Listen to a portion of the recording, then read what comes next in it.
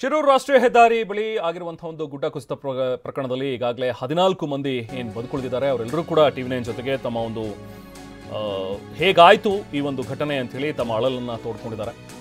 14 ಮಂದಿ ಪವಾಡ ಸದೃಶ ರೀತಿಯಲ್ಲಿ ಬದುಕುಳಿದಿದ್ದಾರೆ. ಇವರೆಲ್ಲರೂ ಕೂಡ ಉಳುವರೆ ಗ್ರಾಮದವರು. 14 ಜನ ಈಗ ಸದ್ಯಕ್ಕೆ ಆಸ್ಪತ್ರೆಯಲ್ಲಿ ಚಿಕಿತ್ಸೆಯನ್ನ ಪಡಿತಾ ಇದ್ದಾರೆ. ಟಿವಿ9 ಕ್ಯಾಮೆರಾ ಮುಂದೆ ತಮ್ಮ ಅಳಲು ತೋಡ್ಕೊಂಡಿದ್ದಾರೆ, ಕಣ್ಣೀರು ಹಾಕಿದ್ದಾರೆ. ಮನೆ ಕಟ್ಟಿಸ್ಕೊಡ್ಬಹುದು, ಆದರೆ ಬದುಕು ಕಟ್ಕೊಡಕ್ಕಾಗತ್ತಾ ಅನ್ನೋದು ಇವರ ಪ್ರಶ್ನೆ. ಸೂಕ್ತ ಪರಿಹಾರ ಕೊಡಬೇಕು ಅಂತ ಹೇಳಿ ಸರ್ಕಾರಕ್ಕೆ ಒತ್ತಾಯಿಸಿದ್ದಾರೆ.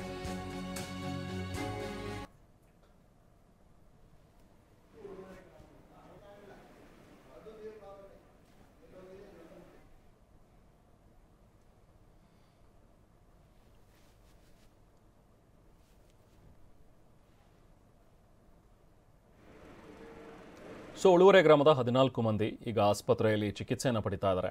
ಒಂದು ಕಡೆ ಶಿರೂರು ರಾಷ್ಟ್ರೀಯ ಹೆದ್ದಾರಿಯಲ್ಲಿ ಗುಡ್ಡ ಕುಸಿತವಾಗಿ ನಡೆದಿರುವಂಥ ಒಂದು ದುರಂತ. ಬಟ್ ಸ್ಟಿಲ್ ಒಂದು 14 ಜನ ಪವಾಡ ಸದೃಶ ರೀತಿಯಲ್ಲಿ ಇವರೆಲ್ಲರೂ ಕೂಡ ಬದುಕುಳಿದಿದ್ದಾರೆ. ದುರಂತದಲ್ಲಿ ಇವರೆಲ್ಲರೂ ಕೂಡ ಪಾರಾಗಿದ್ದಾರೆ ಈಗ. ಆದರೆ ತಮ್ಮ ಮನೆಗಳನ್ನು ಕಳೆದುಕೊಂಡು ಕಂಗಾಲಾಗ್ಬಿಟ್ಟಿದ್ದಾರೆ. ಏನೋ ಮನೆ ಕಟ್ಟಿಸ್ಕೊಡ್ಬೋದು, ಒಂದಷ್ಟು ದುಡ್ಡು ಕೊಡ್ಬೋದು, ಸರಿ, ಬಟ್ ನಮ್ಮ ಬದುಕೇ ಬೀದಿಗೆ ಬಂದುಬಿಟ್ಟಿದೆಯಲ್ಲ, ಏನು ಮಾಡೋದು ನಾವು ಅಂಥೇಳಿ ಪರಿತಪಿಸ್ತಾ ಇದ್ದಾರೆ. ನಾವು ಪ್ರತಿನಿಧಿ ಅಣ್ಣಪ್ಪ ಬಾರ್ಕಿ ಅಲ್ಲಿಂದ ಪ್ರತ್ಯಕ್ಷ ವರದಿ ನೀಡಿದ್ದಾರೆ, ಬನ್ನಿ ನೋಡೋಣ. ಕನ್ನಡ ಜಿಲ್ಲೆಯ ಅಂಕೋಲ ತಾಲೂಕಿನ ಸಿರೂರು ಬಳಿಯ ಗುಡ್ಡ ಕುಸಿತ ಅಕ್ಷರಶಃ ಈ ಭಾಗದ ಜನರ ಜೀವನವನ್ನು ಕಸಿದುಕೊಂಡ ಹೇಳಿದರೆ ತಪ್ಪಾಗಲಿಕ್ಕಿಲ್ಲ. ಏನು ಸಿರೂರು ಬಳಿ ಗುಡ್ಡ ಕುಸಿತ ಆಯಿತು. ಈ ಕಡೆ ಬದಿಯಲ್ಲಿರುವಂಥ ಉಳುವರೆ ಗ್ರಾಮದ 14 ಜನರು ನೀರಿನಲ್ಲಿ ಕೊಚ್ಚಿ ಹೋಗಿದ್ರು. 5 ಜನ ಮಕ್ಕಳು ಕೊಚ್ಚಿಕೊಂಡು ಹೋಗಿದ್ರು. ನಾನೀಗ ಕುಮಟದ ತಾಲೂಕು ಆಸ್ಪತ್ರೆಯಲ್ಲಿ ಏನು 14 ಜನ ಚಿಕಿತ್ಸೆ ಪಡಿತಾ ಇದ್ದಾರೆ, ಆ ತಾಲೂಕು ಆಸ್ಪತ್ರೆಯಲ್ಲಿದ್ದೇನೆ. ನೀವು ದೃಶ್ಯಾವಳಿಗಳಲ್ಲಿ ಈಗ ನಾನು ತೋರಿಸ್ತಾ ಹೋಗ್ತಾ ಇದ್ದೀನಿ.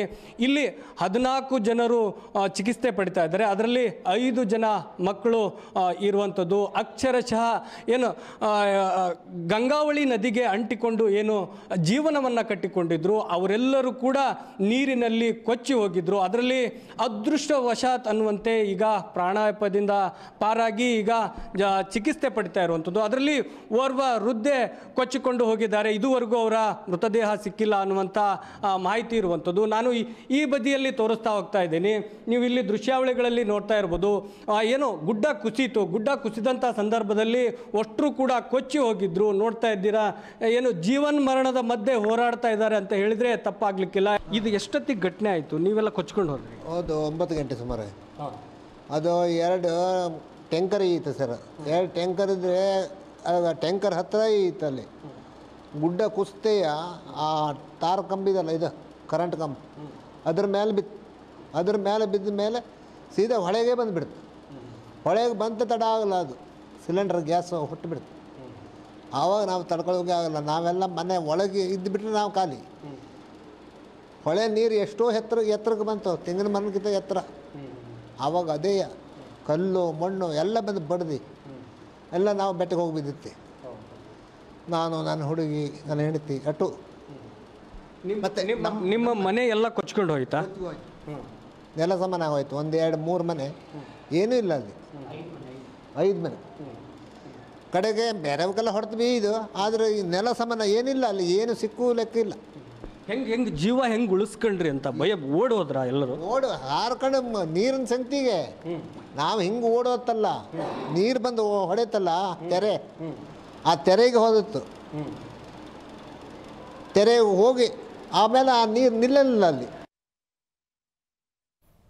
ಇದು ಘಟನೆ ಹೇಗಾಯಿತು ಅನ್ನುವಂಥದ್ದನ್ನು ಅವರು ವಿವರಿಸ್ತಾ ಇದ್ರು. ಜೊತೆಗೆ ತಾವು ಹೇಗೆ ಬದುಕುಳಿದಿದ್ದೀವಿ ಅನ್ನುವಂಥದ್ದನ್ನು ಕೂಡ ಅವರು ಹೇಳ್ತಾ ಇದ್ರು. ಬಟ್ ಈಗ ಆಸ್ಪತ್ರೆಯಲ್ಲಂತೂ ಚಿಕಿತ್ಸೆ ಪಡಿತಾ ಇದ್ದಾರೆ. ಈಗಾಗಲೇ ಚಿಕಿತ್ಸಾ ವೆಚ್ಚವನ್ನಂತೂ ಈಗ ಜಿಲ್ಲಾಡಳಿತ ಭರಿಸುತ್ತೆ. ಬಟ್ ನೆಕ್ಸ್ಟ್ ಹೇಗೆ ನಮ್ಮ ಮನೆಯನ್ನು ಕಟ್ಟಿಸ್ಕೊಡ್ಬೇಕು, ನಮಗೆ ಮತ್ತೆ ಬದುಕು ಕಟ್ಕೊಳ್ಳೋದಕ್ಕೆ ನೆರವಾಗಬೇಕು, ಸಹಾಯ ಮಾಡಬೇಕು ಅಂಥೇಳಿ ಅಂಗಲಾಚ್ತಾ ಇದ್ದಾರೆ.